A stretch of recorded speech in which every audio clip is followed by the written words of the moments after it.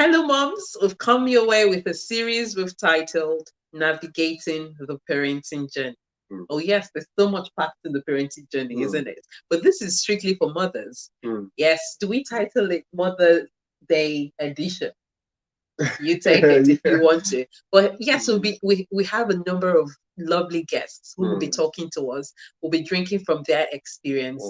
I think motherhood is a privilege. It's an opportunity. Motherhood is worth celebrating.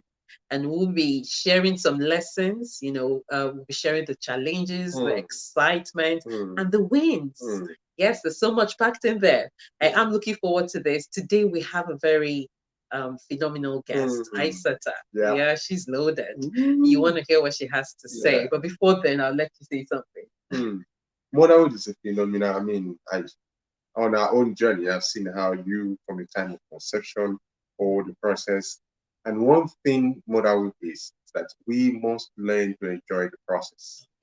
We must learn to enjoy the process because you see them today, they're just tiny little babies. And then the next thing you're looking at them above you. So enjoy every moment because it goes so quickly. Oh, yes. To all our viewers, feel free to engage, ask your questions. Yes. We can take the questions on the back end. Oh, yes. Okay. And then if you're new to our channel, Foundation for Family Affairs, you're welcome. Just feel free to hit the subscribe button and the bell next to it so you're notified when we drop our content. Absolutely. We've got more rich content coming. Absolutely. Okay. Absolutely. And then to all our returning subscribers, would like to say thank you. Thanks for your engagement each time.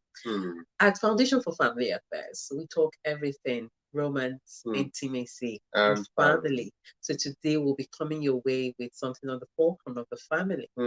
Yes. Do it. Let's dive in. Let's get Isata out. Yeah. Yay! Today we are so honored to have a very wonderful woman. I'm going to let her introduce herself. Absolutely. There are different parts to her. I'm trying to hold back so I don't, say. So I'll let you introduce yourself. But she's an amazing human being, fine human being. Thank you for joining us. But please introduce yourself. Hi, my name's Isata, and I'm honoured to be here. Thank you for inviting me. In terms of kind of a little bit about myself, so I am a psychotherapist, so I enjoy working with people and working with families. I'm also a health visitor. You could say I'm dual qualified or multi-purposeful. And I work with women and children and young families and support them in their child development. I'm also a married mother of 3 children, which is very exciting. Wow. Fantastic. Thank you so much. And did you mention your husband? Yes, I did. I am married to a wonderful man called Ike, and he's been the pillar in the family. Yeah. You know why I asked you to do that? When I asked for your profile, I smiled when I saw the way she wrote about him, and I wanted her to say it. Thank you so much. Wonderful husband. He is. He's lovely, and I think you really need a strong, caring partner to be able to kind of do this life. Super. Thank you so much. I can't wait to just jump into it. So we thought we would do this for the benefit of our audience. We thought we'd do this. It's towards Mother's Day, but I mean it's something we can all make reference to from time to time. And there's nothing as rich as drawing from the experience of other people. You're very experienced. You just told us you're a mom of 3. So we'd like to drink from your experience, but we'll be focusing on ages 0 to 5. Yeah. So in 3 words, though, tell us, how would you describe parenting? Parenting in 3 words, I would say it's exciting. It's an absolutely exciting journey. You don't always know what you're going to expect. And I think that's part of the excitement, that uncertainty, that unpredictability, the pleasant surprises, the ones you're ready for and the ones you're not ready for. And it's been a humbling experience as well. Just when you think, there's not a lot to learn, your children will always teach you lots of new things. And actually also learning as well as unlearning and relearning, because I think that actually you think you know something and actually you have to unlearn that thing to learn it a new way, to be able to kind of share that with your children. And I think rewarding, it's been a very rewarding experience, being able to bring life into this world and shape that life and contribute to who these people become. It's an amazing, amazing achievement and reward. Fantastic. I like the way you put it, because sometimes you hear people who want to have children, but they're scared. They're thinking, will I be able to manage? Will I be able to be the best mom? Will I be able to be the best dad? And I like the word you said, when you think you've known it all, your children just brings a new dimension to it that you just, makes you humble and say, you know what, there's something new to learn, and you talked about excitement and talked about the challenges. So for someone who is thinking, can I really manage this? Did you feel prepared when you were getting into motherhood, or was motherhood thrust upon you? I always say I don't think anything can prepare you for parenthood. Whether it's a mother, a father, it's a massive transition on a profound level that I don't think anything can prepare you for. Even the people that have come before you, that have lots of wisdom and wealth of experience, it can never be the same as what you experience as an individual and that special bond that you have with your child. And I think it's just something that is started from in utero, from even before you even conceive, to conceiving, to the process.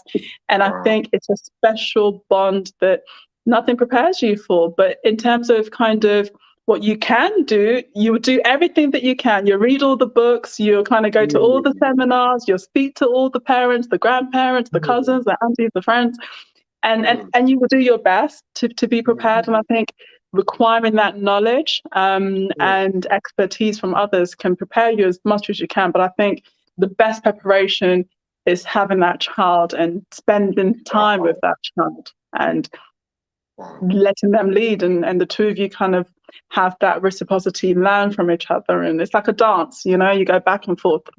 Yeah.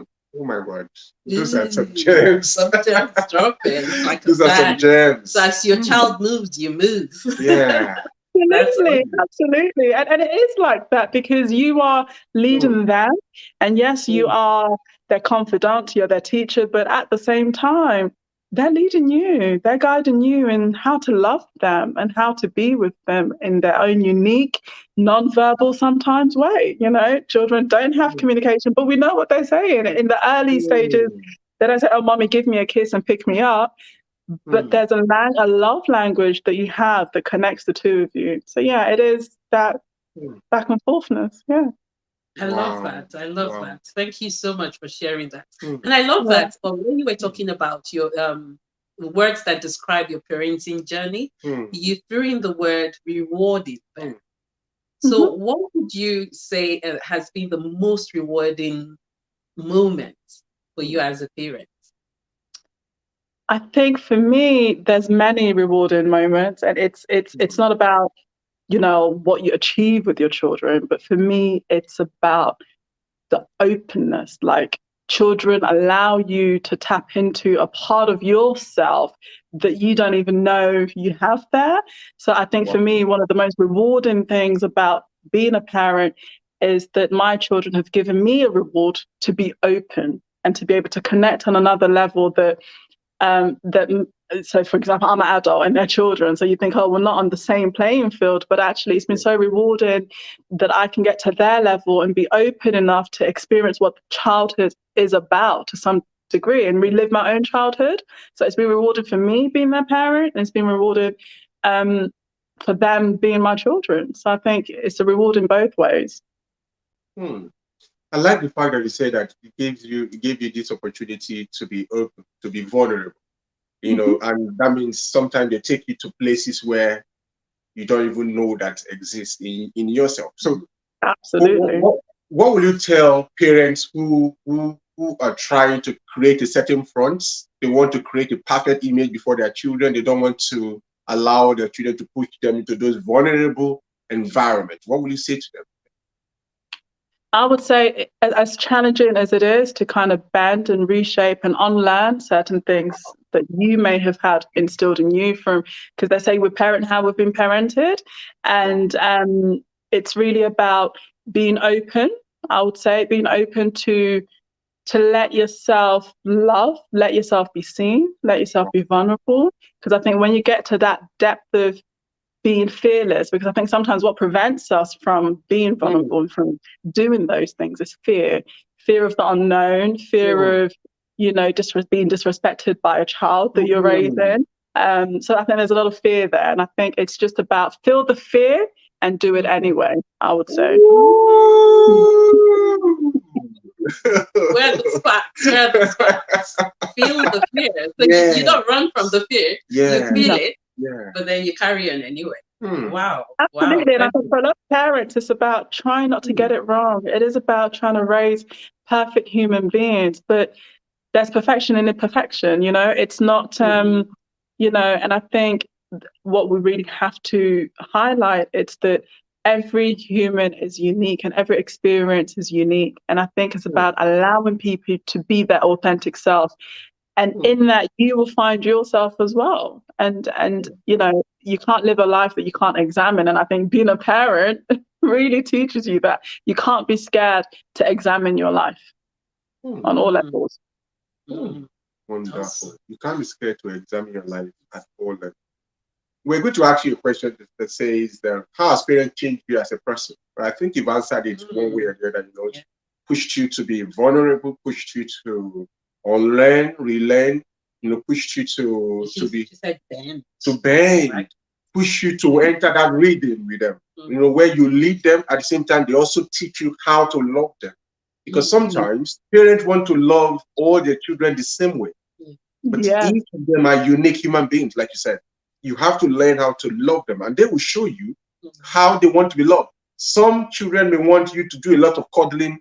Some will want you to spend quality time with them, like you talked about, alluded to in terms of love language by Dr. Gary Chapman. Some want you to hold them. Some want you to run errands, not run errands, but act of service. Show them that there are different ways that they want to be loved. And it's very important for us as parents to be able to find the uniqueness, the unique love language of each of our children and try to communicate, reflect that, not how we want to be loved, but how they want to be loved. Absolutely. Yeah. Okay, so what's one thing you wish you knew before becoming a mother? Because there are some women who will be watching you, maybe moms to be, and they'll be like, okay, I wish who can tell me what to do? And some other moms maybe have some regrets, but what's one thing you wish you knew before becoming a mom? That's a really good question, because as you asked that question, lots of things just popped to my head. How challenging it's going to be, the sleepless nights,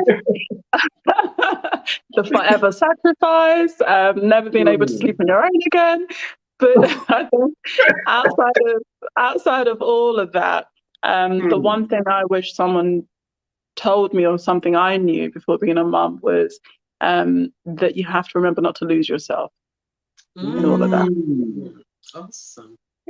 Awesome. Let's let that sing. I'm just going to let that simmer and then what does that mean?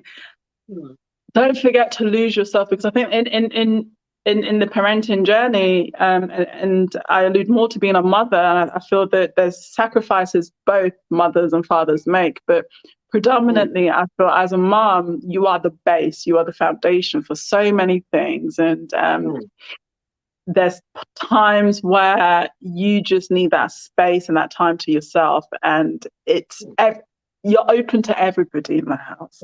There's no privacy, there's no break, there's no time off. You're working 24 hours, 7 days a week, 365 days a year. It's constant.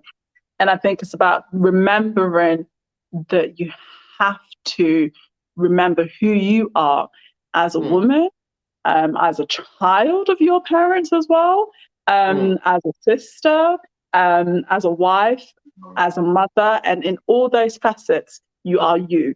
Don't forget that, because this is how you got here. Wow, that's so deep. Sometimes mothers are bullied, in quotes, into trying to be the one that give and give and give. Sometimes culturally, there's just this belief system that a mother shouldn't have a life. And some mothers even boast that, when I was growing up, I didn't do anything for myself. Everything was my children. They are even boasting in the fact that they lost themselves in the process. And so when you position yourself that way, you are constantly giving and giving, and you don't have time to replenish the individual. Absolutely. That's something I often say, that an emotionally unhealthy mother cannot be the best mother. If you are burnt out, you snap easily, you are less patient, you are less willing to learn, you can't even be a better spouse because you are completely burnt out. That's why I like what you said in terms of don't lose yourself in the process. Take time to have a me time to say, this time I need to, you know what, replenish, emotionally replenish. You know, just take that time to just connect and bond again and reconnect and find yourself, find your own self in the world. Otherwise, you just feel like you just someone who is playing a role, but the real person who is a wife, who is a mom, who is a sister, that person is depleting, and we need to look after that person. Yeah. Absolutely, because that person is the center of it all, or contributes towards being the center of that. And as challenging as that is, because you know, you as a mom, it's a sacrifice. You're a natural giver, you know, and I think I use the analogy that, you know, it's like a jog. You know, you are full jog, and sometimes you have to. Don't let the jug run dry. Don't let it become empty because you have nothing left to pour out. Someone has to pour into you. It can be you, it can be your spouse, it can be your children, it could be your loved ones. But you need to replenish that water, that fluid, that you need to keep that going, because if it runs out, you'll have nothing left to pour out to others. Awesome. Okay, I mean, you're saying so much that I think any mom at any level, mothers at any level, can benefit from. Well, let's come down now to ages 0 to 5. Now, focusing on this phase of life, what challenges did you encounter? What would you have done differently? Let's hear. Differently, ages 0 to 5. There's so much that happens between 0 and 5, from, you know, trying to get a good sleep routine, trying to do weaning from 6 months, trying the teething, the toilet training, the talking. It's I will say it's trying to not pinpoint all the different developmental milestones and be so fixated with them, and just allow the child to do things in their own time. And I think that's one thing I wish I could do differently. Having 3 children, varying ages. I've got a 13-year-old, a 10-year-old, and a 4-year-old. Seeing all of them grow at different paces, you can't help but to compare. My firstborn was exceptional. She did everything. She walked at 10 months. She talked to 18 months.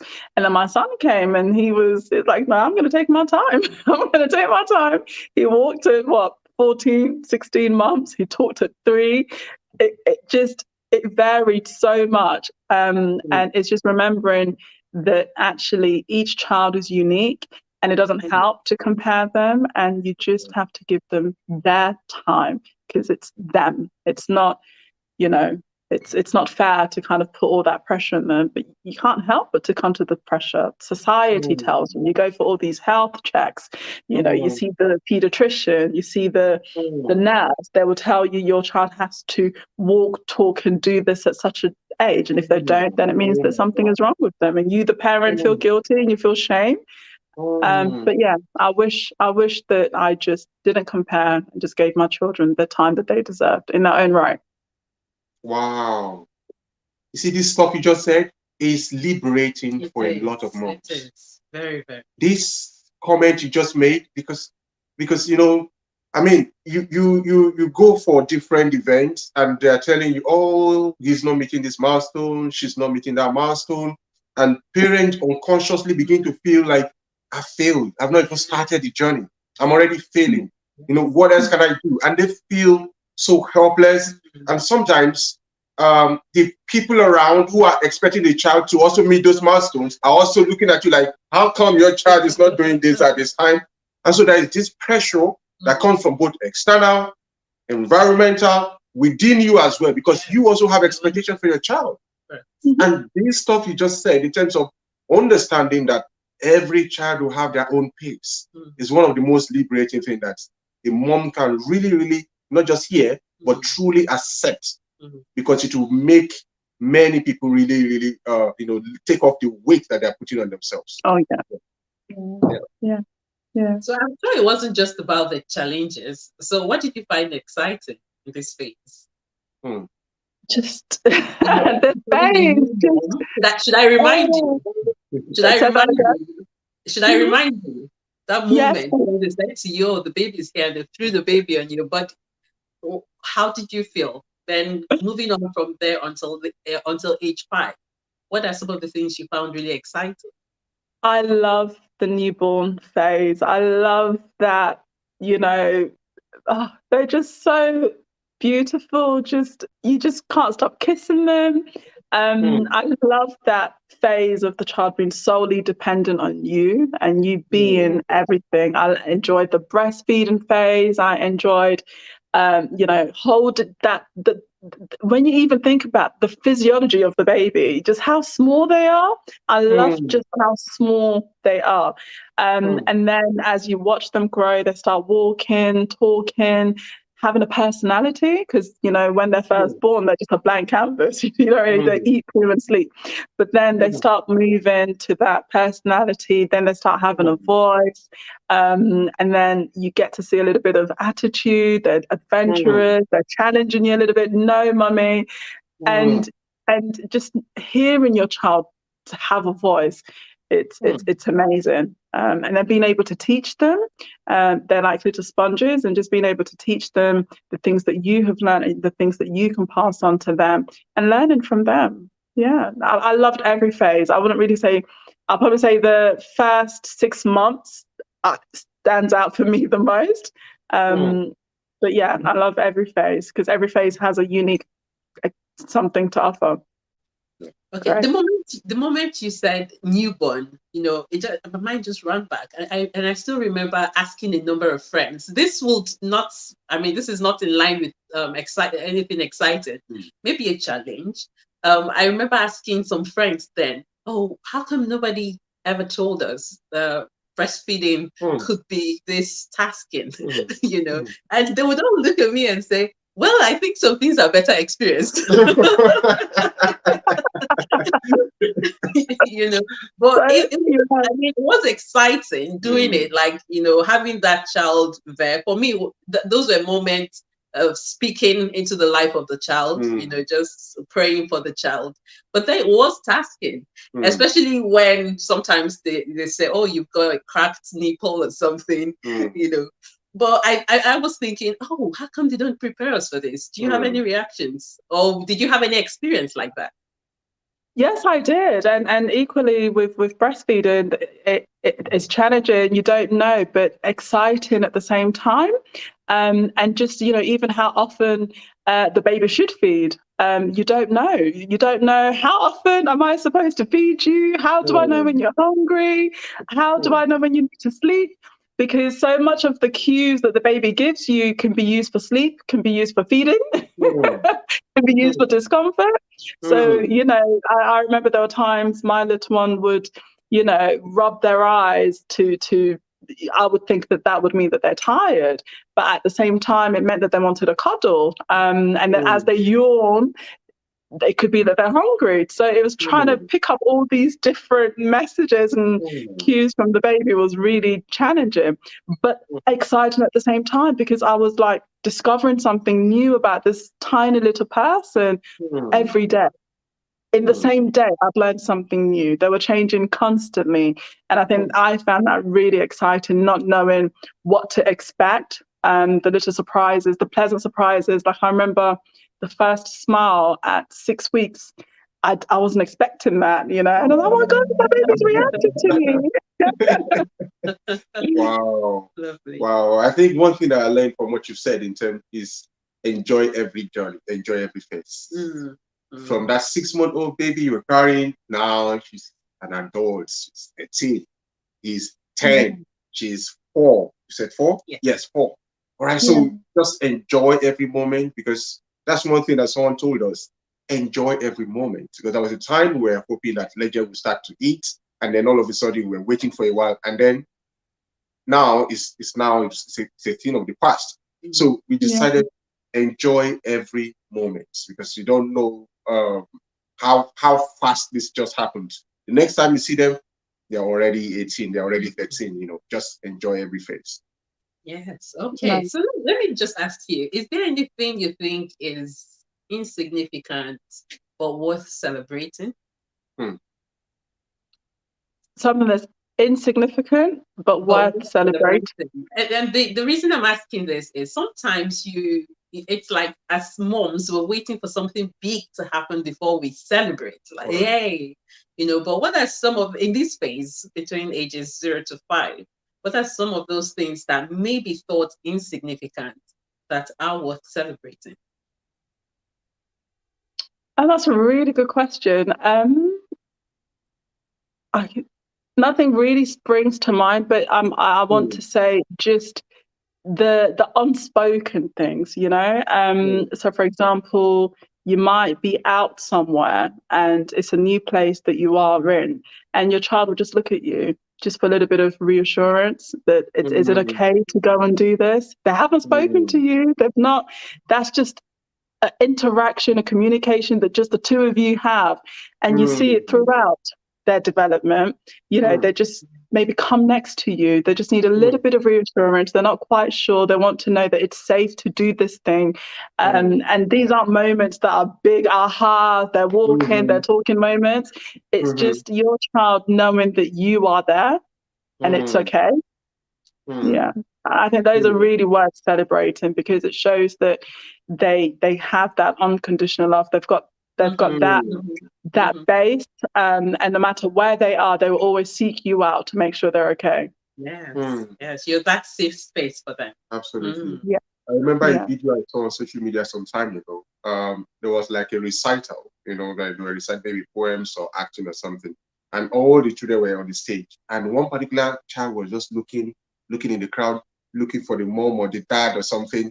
And then the moment he saw the mom, he just went red and he was Yeah. beaming like, "Yeah, I'm not here by myself," because Mhm. every other child saw their own mom, but he couldn't see either his mom or his dad. But whoever was holding the camera was a parent, a caregiver.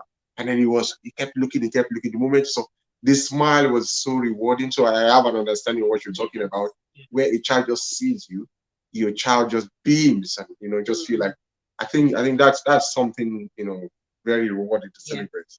indeed. It is. It is rewarding, and others around you might not even notice that that has happened. Yes, And yeah, yeah. I like that you shared yes. that. Thank you. Mm, Thank you. Because I mean mm, that's a cue also for some moms, mm, that you look out for those mm, non-verbal actions as well. mm, The children are communicating something. mm, Okay, so what would your advice be to any new mom mm, out there? mm, My advice to any new mum would be just go with the flow, just enjoy it. mm, You can never get that moment back. And I think sometimes, when you are a new mom, there isn't a transcript that you're given to tell you this is how it's going to work out. mm, And that does with it carry a lot of anxiety, a lot of uncertainty, mm, a lot of negative emotions because you don't know if you're going to do it right. You don't know if you're going to damage the child. And, mm, mother-in-law's telling you one thing, father's telling you something else. You're seeing your friend's mm, baby sleeping through the night, and you're making all these comparisons to what the expectation of you as a new mum should be. And actually, mm, sometimes that can rob you of your joy because you're so mm, focused on all these different things that you are mm, not in that moment with that child, and you'll mm. never get that moment back, ever. Wow. Mm. Wow. So, what would you recommend for, particularly from a kind of background where we have many people giving you advice all at once? How are you able to sift through what to do per time? Because sometimes some of the suggestions are conflicting. For example, when we had our baby, someone said, "Don't bath the baby." Hmm. Another person said, "Bath the baby." And so Hmm. it was kind of conflicting. What do we do? Should we bath the baby? Should we bathe the baby? Those kind of Yeah. conflicting suggestions that comes from a place of good intention, comes from good intention. But how were you able to navigate some of those conflicting suggestions?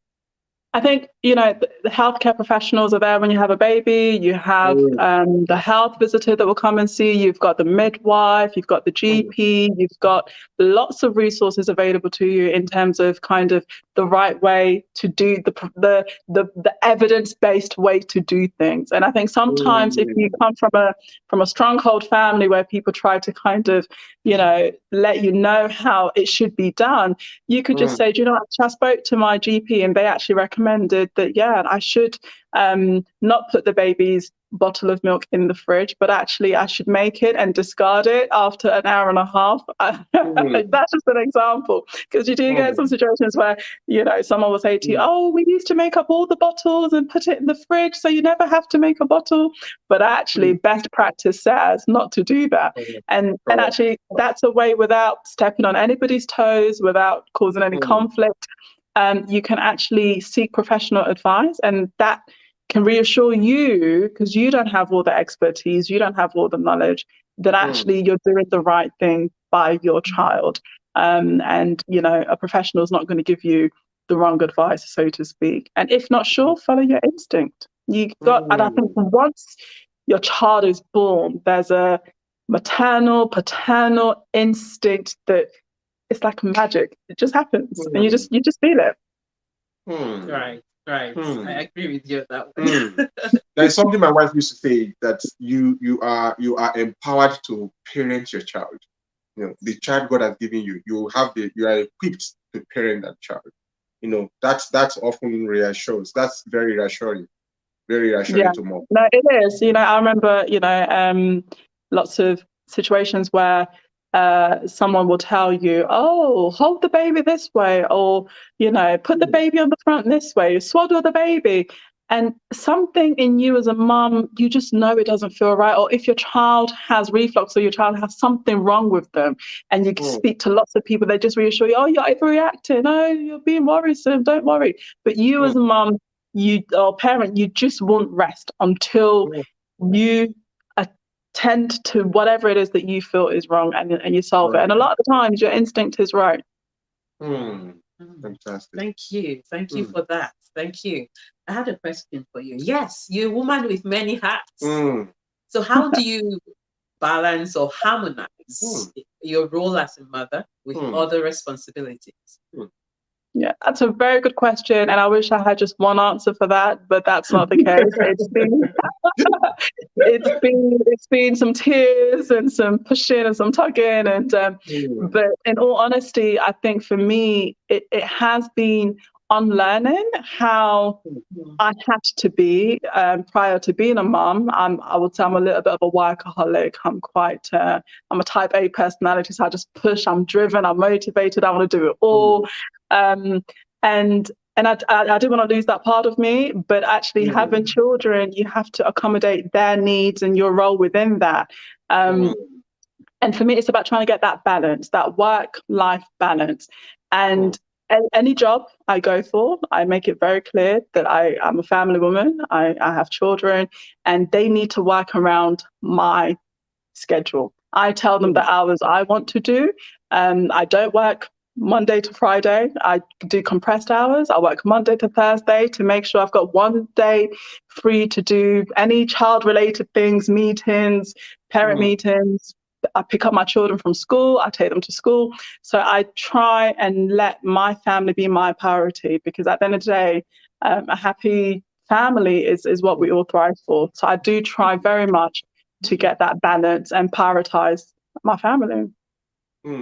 Powerful. At the end of the day, what we have is family, really. Yes. I think I posted something some time ago. I said, you can be replaced at work, but you can't be replaced at home.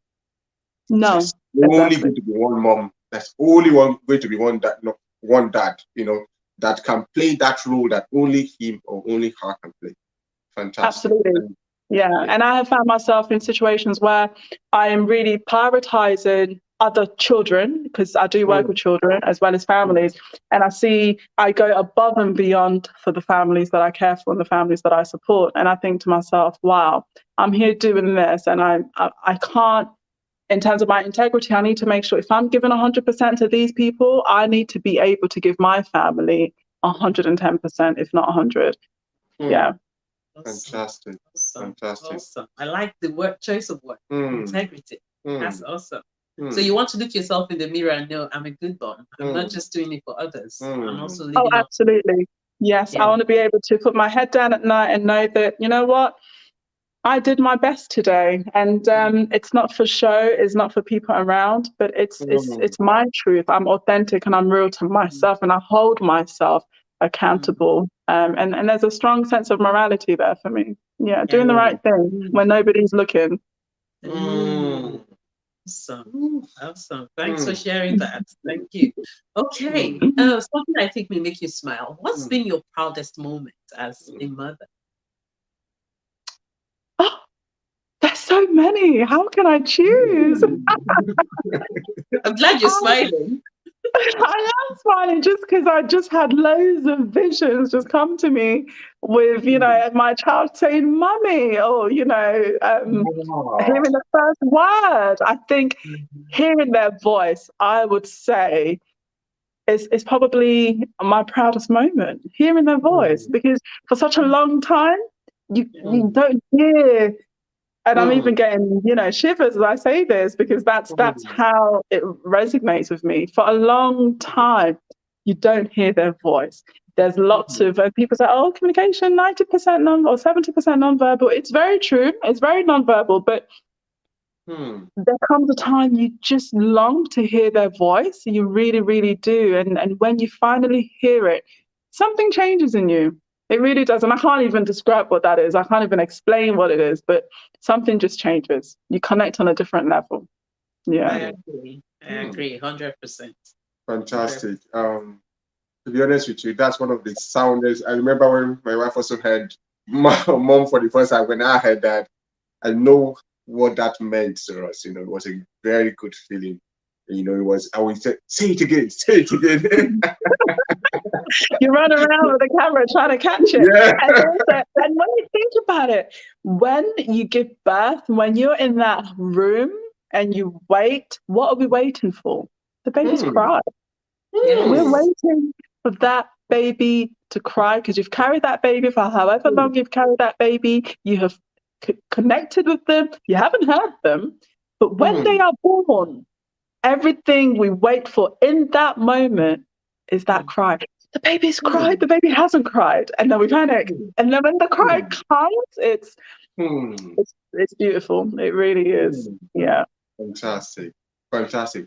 What do you think we should have asked you that we didn't ask you? You didn't ask you. What I think you should have asked me that you didn't ask me is, how has it changed my relationship with my spouse? Yeah. Ooh, Bring it. go for it. Bring it. It changes. It changes on so many levels. Bring it on. Yeah. How has it changed? Yeah. Tell us. Go ahead. Are you going to ask me? Or am I asking myself? Oh wow, it's a beautiful journey. That's all I can really say. It's changed the depth, the intensity, the respect of the relationship, and where you hold and place each other. I think when you have children, it connects you.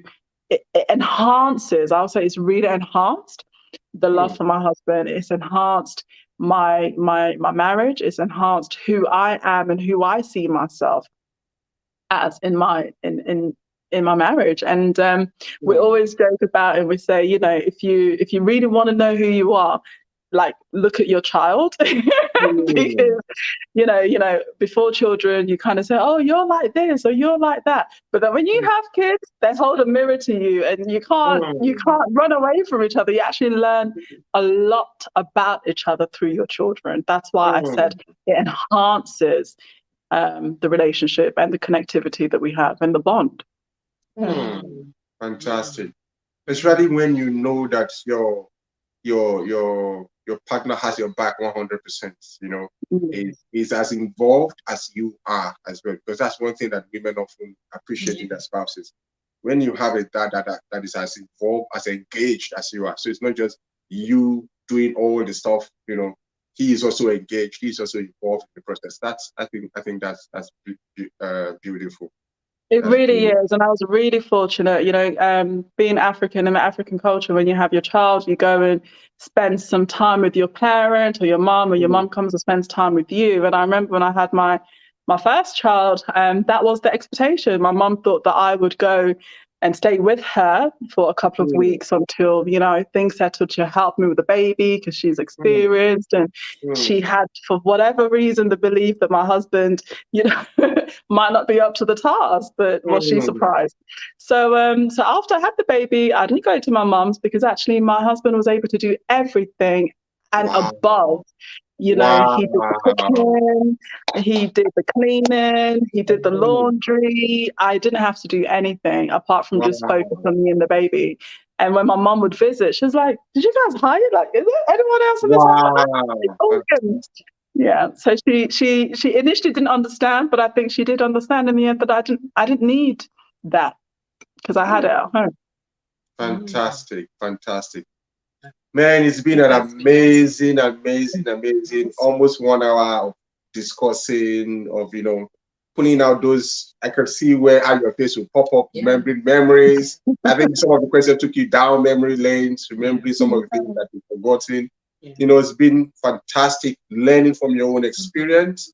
To be honest with you, the one thing, there are many high moments for me, but one thing that jumps out for me is enjoy the moments. Yeah. Enjoy the moment. Don't put yourself under that undue pressure to say, oh, this is not happening, that is not happening, and then you take your eyes away from what is happening. Mhm.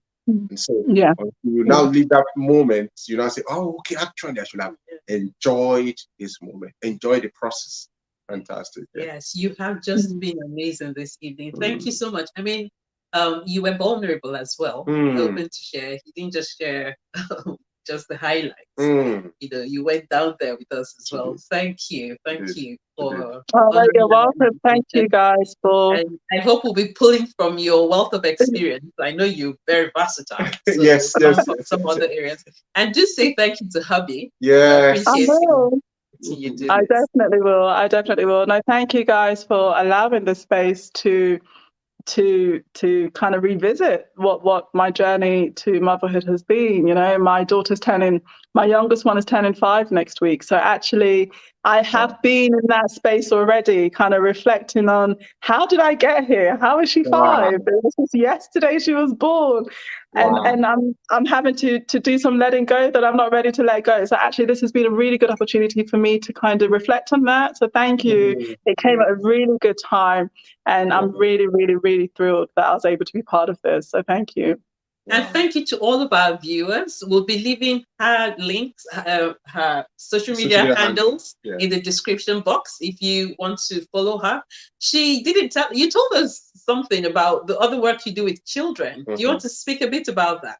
Yes, so I do 2 different types of jobs with children. So, in the one hand, I'm a health visitor, so I support women and families from birth to 5. So, through that pregnancy phase to when they give birth, the different milestones, I give them advice about the child's development and whatever their concerns are, just to support them and give them the confidence to be good parents.